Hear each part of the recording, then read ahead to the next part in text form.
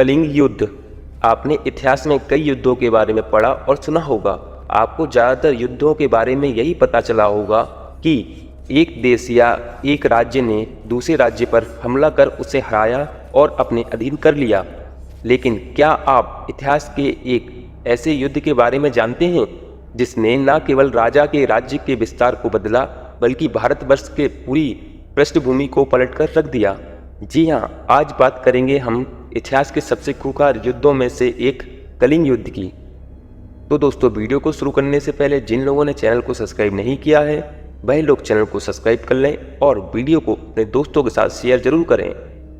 कलिंग युद्ध इतिहास के सबसे महानतम और शक्तिशाली चक्रवर्ती सम्राट अशोक और कलिंग यानी कि आज के उड़ीसा के राज्य अनंत परमानंद के बीच 261 ईस्वी पूर्व लड़ा गया।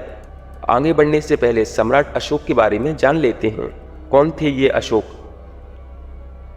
अशोक मौर्य साम्राज्य के संस्थापक चंद्रगुप्त मौर्य के पोते बिंदुसार के पुत्र थे। राजगद्दी पर बैठने से पहले ही अशोक को अपने बड़े भाई सुसीन अन्य दूसरे भाइयों से गृह युद्ध करना पड़ा। सीधे शब्दों में कहें तो अपने 101 भाइयों की हत्या करने के बाद अशोक को राज सिंहासन हासिल हुआ। इसके बाद अशोक ने मौर्य साम्राज्य का विस्तार ईरान से बर्मा तक किया। एक महान साम्राज्य का विस्तार करने के बाद भी अशोक की महत्वाकांक्षी यहीं पर समाप्त नहीं हुई। अब उसकी नज़र उस समय के समृद्ध क्षेत्र कलिंग पर थी। कलिंग साम्राज्य व्यापार एवं अन्य उद्देश्यों को पूरा करने की दृष्टि से काफी महत्वपूर्ण स्थल था। इसकी प्रमुख विशेषता यह थी कि समुद्र व सड़क दोनों मार्गों से दक्षिण भारत को जाने वाले मार्गों पर कलिंग का नियंत्रण था। युद्ध ना हो इसके लिए सम्राट अशोक कलिंग राज्य के शासक अनंत परमानंद को पत्र भिजवाते हैं, जिसमें कलिंग राज्य को मौर्य साम्राज्य में मिलाने का प्रस्ताव अशोक अनंत परमानंद के समक्ष रखते हैं। राजा अनंत परमानंद कलिंग को मौर्य साम्राज्य में मिलाने के प्रस्ताव को ठुकरा देते हैं, जिसके बाद शुरुआत होती है इतिहास के सबसे भावुक युद्ध की।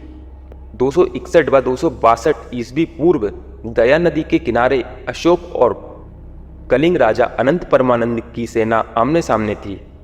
भयंकर युद्ध हुआ। दोनों सेनाओं के लाखों सैनिक मारे गए, लाखों घायल हुए, परंतु युद्ध का परिणाम अभी भी बाकी था। अशोक चिंतित थे, यह सोचकर कि बहुत समय बीत चुका है, लाखों सैनिक मारे जा चुके हैं, परंतु युद्ध का परिणाम अभी भी हमारे पक्ष में नहीं है। तभी एक सैनिक शिविर में आकर सूचना देता है, महाराज की जय हो, कलिंग के राजा युद्ध में मारे गए। तब अशोक खुश हुआ और कहा, यह अच्छा समाचार है, इसका अर्थ है कि हम यह युद्ध भी जीत गए। सैनिक ने कहा कि आपका सोचना उचित है महाराज, परंतु कलिंग के किले का दरवाजा अभी भी बंद है। अशोक ने फैसला किया कि कल मैं सुबह जाकर कलिंग के दुर्ग के दरवाजा खुलवाऊंगा। और अगली सुबह अशोक एक विशाल सेना के साथ किले के द्वार पर था। जैसे ही सम्राट अशोक की सेना जय जयकार करती किले के और बढ़ी तो घोड़सवार सैनिकों के भेष में कलिंग की राजकुमारी पद्मा महिलाओं की एक बड़ी सेना के साथ उसके सामने थी, जिनकी आंखों में अपने पुत्र व पतियों की हत्या की प्रतिशोध की ज्वाला थी। अशोक ने कहा, मगध की सेना महिलाओं पर वार करना अधर्म मानती है। जवाब में कलिंग की महिलाओं ने अपनों की हत्या पर अशोक को शर्मसार कर दिया। अशोक समझ चुके थे अपनी महत्वाकांक्षाओं की पूर्ति करने के बदले वह असंख्य हत्याओं के दोषी बन चुके हैं। लाखों शवों के बीच अशोक स्वयं को असहाय महसूस कर रहे थे। इस युद्ध में हुए नरसंहार ने अशोक को झंझोड़ दिया था। लाखों बेकसूर महिलाएं, मासूम बच्चे, लाखों सैनिकों की मौत का मंजर देख सम्राट अशोक का हृदय पसीज गया और दया से भर गया। इस युद्ध से अशोक का हृदय परिवर्तन हुआ, जिससे अशोक ने जीवन में कभी युद्ध न करने का फैसला लिया। सम्राट अशोक ने कलिंग युद्ध के पश्चात हिंसा, प्रेम, परोपकार और सत्य का मार्ग चुन लिया और उन्होंने बौद्ध धर्म को अपना लिया।